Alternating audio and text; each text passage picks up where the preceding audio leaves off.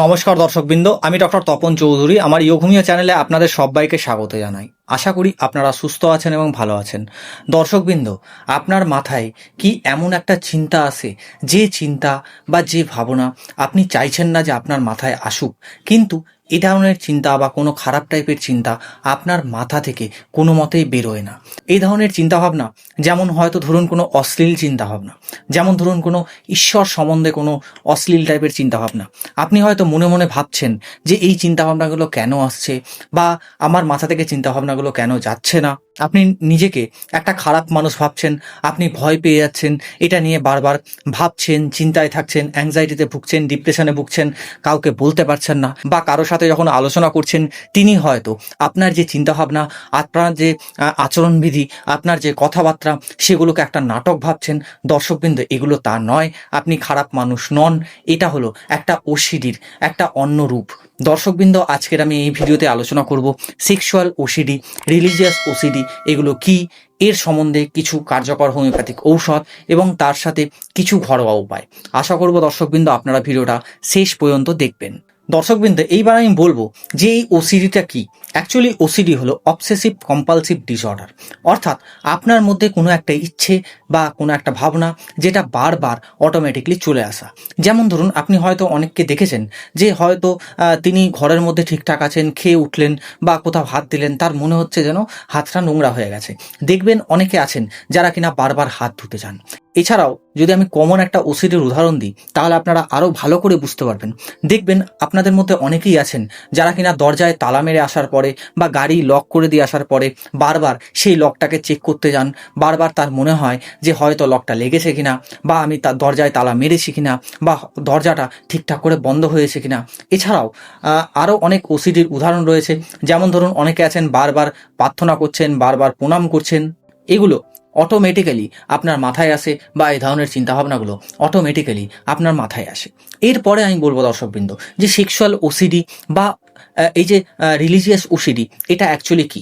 তার আগে বলবো যে এই সেক্সুয়াল ওসিডি বা রিলিজিয়াস ওসিডি নিয়ে আমি আজকে কেন ভিডিও করলাম, তার কারণটা হলো দর্শকবৃন্দ, আমার কাছে এরকম দুটো পেশেন্ট এসেছিলেন। তাদের মধ্যে একজন ছিল সেক্সুয়াল ওসিডিতে আক্রান্ত, আরেকজন ছিল রিলিজিয়াস ওসিডিতে আক্রান্ত। তাদের যখন আমি ট্রিটমেন্ট করতে গেলাম বা তাদের যখন আমি চিকিৎসা করতে গেলাম, তখন আমার কিন্তু এই যে টপিকটা বা এই যে বিষয়টা খুব ভালো লাগলো, এবং আমি আপনাদের সামনে এই বিষয়টা তুলে ধরলাম। তার কারণটা হলো যে এই ধরনের বিষয় অনেকে কিন্তু ডাক্তারবাবুর কাছে বলতে চান না, বা অনেকে তার বন্ধু বান্ধবের কাছে বলতে চান না। অনেকে ভয়ে থাকেন, অনেকে চিন্তায় থাকেন, অনেকে ভাবেন যে এই ধরনের চিন্তাভাবনা বা এই ধরনের কথাবার্তা আমি যদি কোনো ডাক্তারবাবুকে বলি, বা আমি যদি আমার হাজব্যান্ডকে বলি, আমি যদি আমার ওয়াইফকে বলি, বা আমি যদি আমার বোনকে বলি, বউকে বলি, তাহলে এ ধরনের চিন্তাভাবনা নিয়ে তারা ভাববে হয়তো আমি নাটক করছি, আমি হয়তো সেগুলো নিজের ইচ্ছেতে বলছি, বা আমার হয়তো ভীমরতি লেগেছে। এই ধরনের যে কথাবার্তাগুলো তাদের শুনতে হয়, এ ধরনের ঝগড়াঝাটি বা ধরুন অবাঞ্ছনীয় কথা ফ্যামিলির কাছ থেকে, সেটাও কিন্তু তাদেরকে শুনতে হয়। তাই জন্য তারা ভয়ে বলেন না, মনের মধ্যে এই ধরনের চিন্তাভাবনা বা এই ধরনের লক্ষণ নিয়ে বেঁচে থাকেন, এবং মনের মধ্যে আস্তে আস্তে তাদের অ্যাংজাইটি, ডিপ্রেশন এগুলো কিন্তু দানা বাঁধতে থাকে। এতে কি হয় যে সেই পার্সনটার বা সেই মানুষটার একটা শারীরিক যে একটা ব্যাপার বা একটা হেলথের যে একটা ব্যাপার, সেটা কিন্তু আস্তে আস্তে অবনতি হতে থাকে, তার ওয়েট কমতে থাকে, তার মধ্যে খাওয়া দাওয়ার যে ইচ্ছে সেটা কমে যায়, তার মধ্যে ঘুমানোর ইচ্ছে সেটা কমে যায়। বারবার করে সেই ওসিডি টাইপের চিন্তাভাবনা বা সেই লক্ষণগুলো তার মাথার মধ্যে কিন্তু ঘোরাঘুরি করে। এরপরে আমি যদি আপনাদেরকে আমার যে টপিক, সেই টপিকের মধ্যে যদি নিয়ে আসি, তাহলে দর্শকবৃন্দ প্রথমেই যে বিষয়টা নিয়ে আমি আলোচনা করব সেটা হলো সেক্সুয়াল ওসিডি। আমরা অনেকের মধ্যে দেখেছি যে যাদের মাথার মধ্যে অনেক সময় অশ্লীল টাইপের চিন্তাভাবনা ঘুরে বেড়ায়। যেমন ধরুন, কোনো যৌন চিন্তাভাবনা ঘুরে বেড়ায়। হয়তো সে রাস্তায় কোনো মেয়েকে দেখলো, তাকে নিয়ে তার যৌন চিন্তাভাবনা তার মাথায় ঘোরাঘুরি করছে। এছাড়াও পরিবার সম্বন্ধে তার অশ্লীল চিন্তাভাবনা আসে, ধর্মীয় স্থানে তার অশ্লীল চিন্তাভাবনা আসে। এই যে এই টাইপের চিন্তাভাবনাগুলো, এই চিন্তাভাবনাগুলো কিন্তু রোগী চায় না, কিন্তু তার মধ্যে অটোমেটিক্যালি এই চিন্তাভাবনাগুলো বা খারাপ চিন্তাভাবনা বা অশ্লীল চিন্তাভাবনা এগুলো কিন্তু চলে আসে। তাই রোগী এতে কি ভাবে যে আমি নিশ্চয়ই পাপী মানুষ, বা আমি জীবনে পাপ করেছি, বা আমি কি পাপ করলাম, বা আমার মাথার মধ্যে এরকম চিন্তাভাবনা কেন আসে, আমি তাহলে কি খারাপ মানুষ, আমার তাহলে কি মেন্টাল সমস্যা হচ্ছে, আমি তাহলে কি আস্তে আস্তে পাগল হয়ে যাচ্ছি। বরং সে আস্তে আস্তে তার নিজের চিন্তাভাবনাগুলোকে ঘৃণা করতে শুরু করে।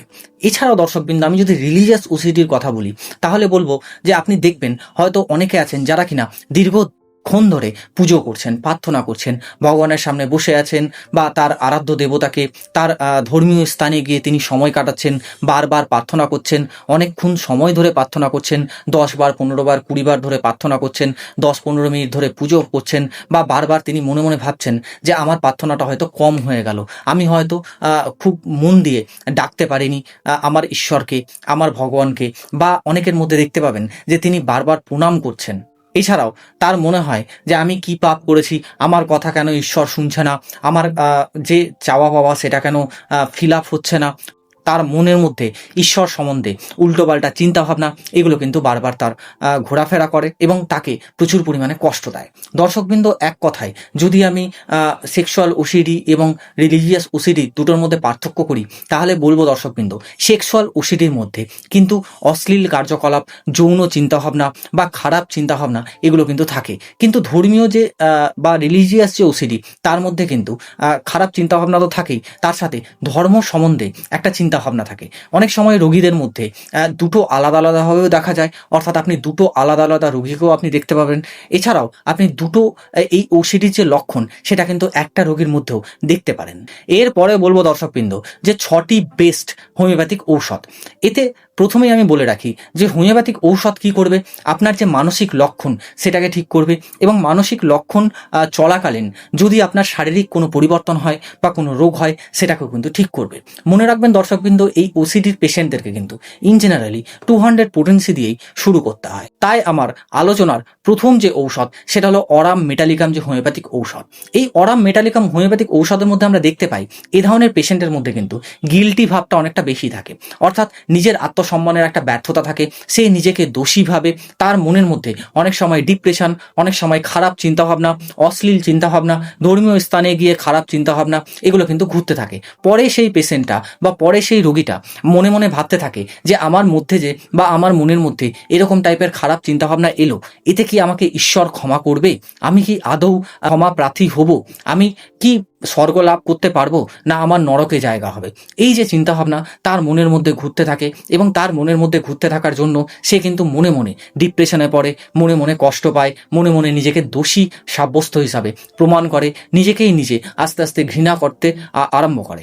এই ধরনের পেশেন্টদেরকে আপনি যদি অরাম মেটালিকাম যে হোমিওপ্যাথিক ঔষধটা সেটা যদি দেন, দেখবেন যে তাদের মধ্যে যে সমস্যা সেটা কিন্তু আস্তে আস্তে কমতে থাকবে। দর্শকবৃন্দ, এই ঔষধ বা এর পরে যে ঔষধগুলো নিয়ে আমি আলোচনা করব সেই ঔষধগুলো কিন্তু আমি 200 পোটেন্সিতে বলবো, তাই আমি প্রথমে ঔষধগুলো নিয়ে আলোচনা করব, তারপরে আমি একসাথে এই ঔষধগুলোর ডোজ আমি কিন্তু বলে দেবো। এরপরে যে ঔষধটা সব থেকে বেশি এই ওসিডিতে কাজে লাগে দর্শকবৃন্দ, সেটা হলো অ্যানাকার্ডিয়াম অরিয়েন্টালিস। অ্যাকচুয়ালি অ্যানাকার্ডিয়াম অরিয়েন্টালিসটা হলো ওসিডির প্রধান ঔষধ, সেটা কিন্তু বলতে পারেন। অ্যাকচুয়ালি এ ধরনের পেশেন্টের মধ্যে রিলিজিয়াস ওসিডি বা সেক্সুয়াল ওসিডি দু টাইপের কিন্তু চিন্তাভাবনা দেখতে পাওয়া যায়, অর্থাৎ একটা রোগীর মনের মধ্যে দুজন মানুষ বসবাস করছে। অনেক সময় এ ধরনের রোগীদের মধ্যে আত্মবিশ্বাস কম দেখতে পাওয়া যায়, এদের মনের মধ্যে চিন্তার একটা দ্বন্দ্ব দেখতে পাওয়া যায়। রোগী এসে আপনাকে বলে, ডাক্তারবাবু জানেন তো, আমার মাথার মধ্যে মনে হচ্ছে যে দুটো মনের মানুষের একটা বসবাস রয়েছে, আমার মাথার মধ্যে বারবার দুজন দুরকমভাবে কথা বলতে থাকে, দুরকমভাবে তার চিন্তাভাবনাগুলো দিতে থাকে, আমি কিন্তু সেই চিন্তাভাবনাগুলোর মধ্যে আমি কিন্তু ডিপ্রেশনে পড়ে যাই। কিন্তু এই যে দুজন আমার মনের মধ্যে একটা ঘোরাফেরা করছে বা চিন্তাভাবনা দিচ্ছে বা তাদের মনের কথা জানাচ্ছে, সেই চিন্তাভাবনাগুলো কিন্তু আমি কোনোটাই একসেপ্ট করতে পারি না। আমার কিন্তু দুজনেরই চিন্তাভাবনা খুব একটা বেশি ভালো লাগে না, এই দুজনের চিন্তাভাবনা খুব খারাপ। অর্থাৎ তার মনের মধ্যে যে দুটো মানুষ বসবাস করছে, রোগী যেটা ভাবছে, তাদের দুজনেরই যে চিন্তাভাবনা বা রোগী যে মনে মনে ভাবছে সেটা কিন্তু রোগীর জন্য প্রচুর পরিমাণে খারাপ একটা চিন্তাভাবনা হয়ে দাঁড়ায়, এবং রোগী তার মনের মানুষগুলোকে ঘৃণা করতে আরম্ভ করে। দর্শকবৃন্দ, এই টাইপের যদি আপনি সিমটম পান, এই টাইপের যদি লক্ষণ পান, তাহলে অবশ্যই আপনি অ্যানাকার্ডিয়াম অরিয়েন্টালিস যে হোমিওপ্যাথিক মেডিসিনটা আছে সেটা কিন্তু সেবন করতে পারেন বা সেটা ব্যবহার করতে পারেন। এরপরে যে ঔষধটা এই ওসিডিতে সব থেকে বেশি বা এ ধরনের ওসিডিতে সব থেকে বেশি ব্যবহার করা হয় সেটা হলো দর্শকবৃন্দ মেডোরিনাম। এ ধরনের পেশেন্ট কিন্তু অতীতে কোনো সেক্সুয়াল কোনো কাজ করেছিল, তার জন্য তার কিন্তু একটা অপরাধ বোধ বা তার গিল্টি ফিলিং সব থেকে বেশি হয়। এছাড়াও তার মধ্যে যে ইম্পালস জাগে বা ধরুন কোনো চিন্তাভাবনা যখন আসে তার জন্য সে কোনো একটা কাজ করতে গেল, সেই ইম্পালসটা কিন্তু কন্ট্রোল ভাবটা খুব কম থাকে। এছাড়াও তার মনের মধ্যে সেক্সুয়াল থটস সব সময় থাকে বা সব থেকে বেশি থাকে। যদি আপনি এই টাইপের পেশেন্ট দেখতে পান বা যার মনের মধ্যে দেখা যাচ্ছে যে কোনো সেক্সুয়াল থটসের জন্য বা কোনো গিল্টি ফিলিংয়ের জন্য পাস্ট লাইফে বা হয়তো ধরুন অতীতে সে কোনো ভুল কাজ করেছে তার জন্য তার মনের মধ্যে অনেক রকম গিল্টি ফিলিং আছে, সে নিজেকে দোষী ভাবছে, তাহলে আপনি এ ধরনের পেশেন্টকে মেডোরিনাম যে হোমিওপ্যাথিক মেডিসিনটা আছে তার 200% কিন্তু সেবন করতে দিতে পারেন। এরপরে যে হোমিওপ্যাথিক মেডিসিনটা নিয়ে আমি আলোচনা করব দর্শকবৃন্দ, সেটা হলো লাইকোপোডিয়াম। অ্যাকচুয়ালি এই লাইকোপোডিয়াম পেশেন্টদের কিন্তু মনের মধ্যে যে ওসিডির ভাবটা সেটা কিন্তু সব থেকে বেশি থাকে, এবং এই ধরনের পেশেন্টের মনে মনে একটা ভয় থাকে, মনে মনে একটা সন্দেহ থাকে। সে যদি কোনো কাজ করতে যায় বা তার মনের মধ্যে থটস এলো কিন্তু তার মধ্যে কোনো আত্মবিশ্বাস থাকে না, তার মনের মধ্যে একটা ধার্মিক যে চিন্তাভাবনা অর্থাৎ রিলিজিয়াস মিনিয়া সেটা কিন্তু সব থেকে বেশি দেখতে পাওয়া যায়। তার মনের মধ্যে যেহেতু আত্মবিশ্বাস কম, তার মনের মধ্যে যেহেতু সন্দেহ আছে, তার মনের মধ্যে যেহেতু ভয় আছে, তাহলে আপনি এক্ষেত্রে লাইকোপোডিয়াম যে হোমিওপ্যাথিক মেডিসিনটা আছে তার 200 আপনি কিন্তু ইউজ করতে পারেন বা সেবন করতে পারেন। এরপরে যে হোমিওপ্যাথিক মেডিসিন নিয়ে আমি আলোচনা করব দর্শকবৃন্দ, সেটা হলো ন্যাট্রামিউর। অ্যাকচুয়ালি ন্যাট্রামিউর যে পেশেন্ট, আপনি কিন্তু ভেতর থেকে যে ও ন্যাট্রামিউর সেটা আপনি বাইরে থেকে বুঝতে পারবেন না। তার কারণটা হলো সে মনে মনে কষ্ট পাবে, সে একা থাকবে, একা থাকার সময় তার মনের মধ্যে যে রিলিজিয়াস মিনিয়া সেটা জাগবে, রিলিজিয়াস ওসিডি সেটা আসবে, তার মনের মধ্যে সেক্সুয়াল চিন্তাভাবনা সেটা আসবে, সেক্সুয়াল ওসিডি সেটা আসবে, তার মনের মধ্যে গিল্টি ফিলিং সেটা আসবে, সে নিজেকে দোষী ভাববে সে যখন একা থাকবে। অর্থাৎ সে যখন একা থাকবে তার মনের মধ্যে বিভিন্ন রকমের যে চিন্তাভাবনা সেটা আসবে। এছাড়াও সে কিন্তু খুব সেন্সিটিভ মানুষ, সে যদি কারো কোনো কথা শুনে, সে যদি কারো কোনো বকা শুনে বা কারো যদি কোনো রাগ শুনে, কেউ যদি তার সাথে খারাপ করে, সে কিন্তু একা একা মনে মনে কষ্ট পায়, তাকে নিয়ে ভুলভাল জিনিস উল্টাপাল্টা চিন্তা করতে থাকে। তাহলে আপনি এক্ষেত্রে ন্যাট্রামিউর যে হোমিওপ্যাথিক মেডিসিনটা আছে তার 200 এক্ষেত্রে কিন্তু আপনি সেবন করতে পারেন বা ব্যবহার করতে পারেন। এরপরে যে হোমিওপ্যাথিক মেডিসিনটা নিয়ে আমি আলোচনা করবো দর্শকবৃন্দ, সেটা হলো স্ট্যাপিসিগ্রিয়া। অ্যাকচুয়ালি স্ট্যাপিসিগ্রিয়া পেশেন্ট কিন্তু আপনি ওসিডিতে খুব কম দেখতে পাবেন বা খুব কম বুঝতে পারবেন। অ্যাকচুয়ালি আপনি দেখবেন যে অনেক পেশেন্টরা আছে যারা কিনা দমিয়ে রাখতে বেশি পছন্দ করে, অর্থাৎ তার নিচের জুনিয়রকে দমিয়ে রাখতে বেশি পছন্দ করে, তার ঘরের বউকে দমিয়ে রাখতে বেশি পছন্দ করে, তার নিজের বোনকে দমিয়ে রাখতে বেশি পছন্দ করে। এই দমিয়ে রাখার যে প্রবণতা বা হিউমিলিয়েশন বা অন্যকে চাপ দেওয়ার সৃষ্টি করা, এই টাইপের চিন্তাভাবনা থেকেই তার মনের মধ্যে কিন্তু সেক্সুয়াল যে ওসিডি সেটা আস্তে আস্তে তৈরি হয়। যখন আপনি দেখবেন যে এই টাইপের পেশেন্ট আপনি পাচ্ছেন, তাদেরকে আপনি অবশ্যই স্ট্যাপিসিগ্রিয়া যে হোমিওপ্যাথিক মেডিসিনটা আছে সেটা কিন্তু দিতে পারেন। এতে দেখবেন তার যে সমস্যা সেটা কিন্তু আস্তে আস্তে কমতে থাকবে। এরপরে আমি বলবো দর্শকবৃন্দ যে আমি যে 6টি হোমিওপ্যাথিক ঔষধ নিয়ে আলোচনা করলাম, এই 6টি হোমিওপ্যাথিক ঔষধ আপনি যদি ইচ অ্যান্ড ইন্ডিভিজুয়াল অর্থাৎ যে ঔষধের লক্ষণ আপনার সাথে মিলছে সেই ঔষধটা আপনি কি করে সেবন করবেন না, এই ঔষধগুলোর মধ্যে আপনি কিন্তু বেশিরভাগই 200 স্টার্টিং থেকে শুরু করতে পারেন। এক্ষেত্রে ডোজ হবে 2 ফোঁটা 2 চামচ জলের সাথে মিশিয়ে দিনে একবার সকালে ঘুম থেকে উঠে খালি পেটে পরপর 2 দিন আপনি কিন্তু সেবন করতে পারেন। এরপরে যখন আপনি নেক্সট ডোজ নেবেন বা নেক্সট পোটেন্সি নেবেন, বা আপনার ক্ষেত্রে যদি আপনার মনে হচ্ছে যে আপনি 1M পোটেন্সি নেবেন, 10M পোটেন্সি নেবেন, তাহলে অবশ্যই আপনি কাছের কোনো অভিজ্ঞ চিকিৎসককে একবার দেখাবেন, তার পরামর্শ নেবেন, তার পরামর্শ অনুযায়ী আপনি কিন্তু ঔষধ সেবন করবেন। তার কারণটা হলো দর্শকবৃন্দ, এইগুলো অ্যাকচুয়ালি মেন্টাল সিমটম বা মানসিক সমস্যা। এই যে মেন্টাল সিমটম বা মানসিক সমস্যা, এইগুলোতে কিন্তু পোটেন্সি এবং ডোজ সেটা নির্ধারণ করা খুব গুরুত্বপূর্ণ। যদি আপনি পোটেন্সি বা ডোজে কিছু ভুলভাল করেন, তাহলে কি হবে, পেশেন্টের যে মানসিক সমস্যা সেটা বেড়ে যেতে পারে বা পেশেন্টের মানসিক সমস্যার অবনতি হতে পারে। এতে আপনি দেখবেন যে আপনার যে ঔষধ খাওয়া বা ঔষধ যেটা আপনি সেবন করছেন সেটা কিন্তু আপনার ক্ষেত্রে ভুল হতে পারে। তাই আপনার উচিত যে আপনি কাছের কোনো অভিজ্ঞ চিকিৎসককে একবার দেখান, তার সাথে পরামর্শ করুন। চিকিৎসক কী করবেন, আপনার সমস্যাটা পুরোটা থরলি শুনবেন, পুরোটা থরলি বুঝবেন, আপনার সমস্যাটা কতটা গভীর, কত দিন ধরে আছে, আপনার বয়স কত, আপনি কতটা সাফারার হচ্ছেন বা আপনি কতটা হিউমিলিয়েশনে ভুগেছেন, বা আপনার মধ্যে সেক্সুয়াল গিল্ট কতটা, আপনার মধ্যে রিলিজিয়াস ওসিডি আছে কিনা, আপনার মধ্যে সেক্সুয়াল ওসিডি আছে কিনা, বা আপনার মধ্যে দুটো একসাথে আছে কিনা, সেটা আগে ভালো করে ভেরিফাই করবেন, ভালো করে এক্সামিন করবেন। তারপরেই কিন্তু তার মনের মতো বা তার ইচ্ছে অনুযায়ী ঔষধ সিলেকশন করলে আপনার মধ্যে যে সমস্যা বা আপনার মধ্যে যে লক্ষণ সেটা কিন্তু আস্তে আস্তে ঠিক হতে থাকবে এবং আপনি আবার আগের অবস্থায় ফেরত আসতে পারবেন। আমি যে দুটো পেশেন্টের কথা বলেছি, সেই দুটো পেশেন্টের পেশেন্টের আমি যখন ট্রিটমেন্ট করলাম বা আমি যখন চিকিৎসা করলাম, সেই দুটো পেশেন্টের মধ্যেই কিন্তু দুটো আলাদা আলাদা রোগ এসছে, দুটো আলাদা আলাদা ঔষধ এসছে। একজনের ক্ষেত্রে এসছে স্ট্যাপিসেগ্রিয়া, একজনের ক্ষেত্রে এসছে ন্যাট্রামিউর। এই যে স্ট্যাপিসেগ্রিয়া বা ন্যাট্রামিউর, এটা যখন আমি সিলেকশন করলাম বা এটা যখন আমি তাদেরকে দিলাম, তাদের কিন্তু মেন্টাল সিমটম অনুযায়ী বা তাদের রোগের গভীরতা অনুযায়ী আমি কিন্তু 200 পোটেন্সি দিলাম এবং 200 পোটেন্সিরই আমি কিন্তু ডোজ হিসাবে তাদেরকে দিলাম। এবং আমি জানি যে এই ঔষধগুলো সেবন করার পরে তাদের মধ্যে কিছুটা বেটার ভাব বা কিছুটা তিনি বা তারা ভালো থাকবেন। তাই জন্য আমি 200 পোটেন্সি এখানে সিলেকশন করলাম। আমি যদি শুরুতেই 1M পোটেন্সি দিতাম, তাহলে কিন্তু এই ঔষধগুলো হয়তো অ্যাগ্রাভেশন হতো বা হয়তো পেশেন্টের ক্ষেত্রে কোনো রকম কোনো কাজ করতো না বা পেশেন্ট আরও বেশি তার মানসিক সমস্যায় ভুগতো। যখন আমি এই ঔষধগুলো দিলাম, পেশেন্ট এতে খুব খুশি হলো এবং যদি পেশেন্টরা নেক্সট টাইমে আসে, তাহলে আমি অবশ্যই তাদের কি হচ্ছে বা কতটা হেলথের কতটা ভালো হচ্ছে বা তারা কতটা ভালো হচ্ছেন, আমি সেটা নিয়ে অবশ্যই ভিডিও করব আপনাদের সামনে এবং আমি দেখাবো যে অ্যাকচুয়াল ওসিডি ট্রিটমেন্ট কতদিন ধরে হয় এবং অ্যাকচুয়াল ওসিডিতে ট্রিটমেন্ট করতে করতে পেশেন্টের মনের মধ্যে কী কী সিমটম আসে, পেশেন্টের চিন্তাভাবনায় কী কী চেঞ্জেস আসে, পেশেন্টের মধ্যে কী কী চেঞ্জেস আসে বা পেশেন্ট কত দিন পরে সম্পূর্ণভাবে আরোগ্য লাভ করে। আমি অবশ্যই এটা নিয়ে একটা ভিডিও করব আপনাদের সামনে। এরপরে যে বিষয়টা নিয়ে আমি আলোচনা করব দর্শকবৃন্দ, যে কিছু হোম রেমেডিস বা কিছু ঘরোয়া প্রতিকার। প্রথম কথা হলো, যদি আপনার মধ্যে ওসিডির কোনো চিন্তাভাবনা আসে বা আপনার মনের মধ্যে হয়তো কোনো অশ্লীল চিন্তাভাবনা এলো বা আপনার মনের মধ্যে কোনো বাজে চিন্তাভাবনা এলো, তাহলে আপনার উচিত যে আপনার মনের মধ্যে যে চিন্তাভাবনাগুলো আসছে সেই চিন্তাভাবনাগুলো থেকে ভয় না পেয়ে মনের মধ্যে একটা জিনিস গেঁথে নেওয়া, যে আপনার এই চিন্তাভাবনাগুলো কিন্তু নর্মাল চিন্তাভাবনা নয়, আপনার চিন্তাভাবনাগুলো এটা ওসিডি থেকে আসছে। যদি আপনার ফ্যামিলির কেউ ওসিডিতে ভুগছে বা অবসেসিভ কম্পালসিভ ডিসঅর্ডারে ভুগছে, তাহলে আপনি তাকে ছোট না করে তার সাহায্য করুন, তার সাথে কথা বলুন, তাকে দরকার পড়লে চিকিৎসকের কাছে নিয়ে যান, তাকে বোঝান ম্যাটারগুলো, যে ওসিডি অ্যাকচুয়ালি ভয় নয়, অ্যাকচুয়ালি এটা চিন্তার কারণ নয়, এটা একটা রোগ, এটা একটা সমস্যা। এটাকে যদি ঠিকঠাক সময়ে ট্রিটমেন্ট করা হয়, তাহলে অবশ্যই এর থেকে নিস্তার পাওয়া সম্ভব।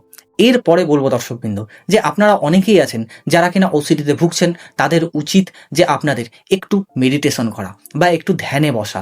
মেডিটেশন করলে কি হবে, আপনাদের মন শান্ত হবে, আপনার মনের মধ্যে যে উল্টোপাল্টা চিন্তা আসছে বা অশ্লীল চিন্তা আসছে, সেখান থেকেও আপনি অনেকটা স্ট্রং হবেন এবং মানসিক দিক থেকে আপনি আস্তে আস্তে সুস্থ হতে পারবেন।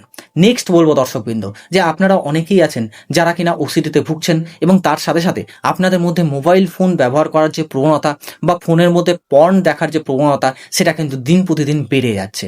আপনার উচিত প্রথম জিনিস যেটা, যে আপনার ফোনের মধ্যে যদি পর্ন বা পর্নোগ্রাফিক কোনো কন্টেন্ট থাকে, সেখান থেকে নিজেকে বিরত করা, সেগুলো সব ডিলিট করে দেওয়া, বা আপনার উচিত যে সেগুলো সব ডিলিট করে দিয়ে আপনার নিজেকে ফোন থেকে বা মোবাইল ফোন থেকে দূরে করে রাখা। এর থেকে বেটার আপনি বই পড়ুন, এর থেকে বেটার আপনি টিভি দেখুন, এর থেকে বেটার আপনি আপনার ফ্যামিলির লোকেদের সাথে বা আপনার বন্ধু বান্ধবের সাথে ঘোরাফেরা করুন, আলোচনা করুন, তাদের সাথে থাকুন। এতে দেখবেন যে আপনার মন থেকে পর্নের যে আসক্তি সেটা কমবে, আপনার মন থেকে যে মোবাইল ফোনের যে আসক্তি সেটাও কমবে। আপনারা অনেকেই আছেন যারা কিনা ফোন নিয়ে সারা রাত ধরে ঘাঁটেন বা সারা রাত ধরে জাগেন। আপনারা অনেকেই আছেন যে ফোনের মধ্যে 2GB 3GB 5GB ডেটা বা অনেকের আনলিমিটেড ওয়াইফাই আছে। আপনাদের মনে হচ্ছে যে এই ডেটাগুলো শেষ না করলে হয়তো পরবর্তীকালে আমি ডেটা পাবো না, বা আমার আজকে ঘুম আসছে না, আমি একটু ফোনটা দেখে নিই, আমি একটু সিনেমাটা দেখে নিই, বা আমি একটু ভিডিও দেখে নিই। এইগুলো না করে আপনি টাইম মতো ঘুমান। আপনি পর্যাপ্ত পরিমাণে ঘুমোলে আপনার ব্রেন শান্ত হবে, আপনার ব্রেনের মধ্যে যে উল্টোপাল্টা চিন্তাগুলো আসছে সেগুলো আস্তে আস্তে কমবে। আপনার উচিত আপনার শরীরের মধ্যে পর্যাপ্ত পরিমাণে ফ্লুইড ব্যালেন্স মেনটেন করা, অর্থাৎ আপনার পর্যাপ্ত পরিমাণে জল পান করা। এতেও দেখবেন আপনার মন কিন্তু অনেকটা শান্ত থাকবে। যদি আপনার মনের মধ্যে অনেক রকমের স্ট্রেস থাকে, কাজের স্ট্রেস থাকে, ফ্যামিলির স্ট্রেস থাকে, ছেলের স্ট্রেস আছে, মেয়ের স্ট্রেস আছে, চিন্তাভাবনা আছে, তাহলে আপনার উচিত যে এগুলোকে কমানো বা এগুলো নিয়ে ফ্যামিলির সাথে কথা বলা। রেগুলার আপনি এক্সারসাইজ করুন, এতে কী হবে, ব্রেনের যে সেরোটোনিন লেভেল সেটা বাড়বে এবং নিজেকে অনেকটা হালকা অনুভব করবেন। দর্শকবৃন্দ, আমি যে ঘরোয়া প্রতিকারগুলো বললাম, এইগুলো যদি আপনি মেনে চলেন, তাহলে দেখবেন যে এগুলো কিন্তু আপনার ওসিডি কমাতে প্রচুর পরিমাণে হেল্প করবে। সব থেকে গুরুত্বপূর্ণ কথা হলো দর্শকবৃন্দ, যে আপনার যদি ওসিডির সমস্যা হয়, সেটা সেক্সুয়াল ওসিডি হোক, সেটা রিলিজিয়াস ওসিডি হোক, তাহলে অবশ্যই মনে রাখবেন যে এগুলো খারাপ চিন্তাভাবনা, এগুলো থেকেই আপনি কিন্তু নিজেকে খারাপ মানুষ মনে করবেন না। এটা একটা মেডিকেল কন্ডিশন। যদি আপনার ক্ষেত্রে সঠিক সময়ে সঠিকভাবে যদি চিকিৎসা হয় বা আপনি যদি লাইফস্টাইল চেঞ্জ করেন, তাহলে আপনার যে ওসিডির সমস্যা, সেখান থেকে আপনাকে সম্পূর্ণভাবে বের করে আনা সম্ভব এবং আপনার চিন্তাভাবনাগুলো সম্পূর্ণরূপে চেঞ্জ করা কিন্তু সম্ভব। আশা করব দর্শকবৃন্দ আজকের যে আলোচনা আপনার খুব ভালো লেগেছে এবং উপকারে আসবে। যদি ভালো লাগে বা উপকারে আসে অবশ্যই ভিডিওটা লাইক, কমেন্ট এবং শেয়ার করুন। যদি আপনি এই চ্যানেলে নতুন হন অবশ্যই চ্যানেলটা সাবস্ক্রাইব করে পাশে থাকা বেল আইকনটা প্রেস করে দিন, যাতে কিনা যখনই আমি নতুন কিছু আলোচনা করব তখনই যেন আপনাদের কাছে দ্রুতই নোটিফিকেশনটা পৌঁছে যায়। ভালো থাকুন, সুস্থ থাকুন, দেখতে থাকুন ইয়োগমিয়া চ্যানেল। দেখা হবে আবার নেক্সট কোনো আলোচনায় বা নেক্সট কোনো টপিকে। আজকের মতো ধন্যবাদ, নমস্কার।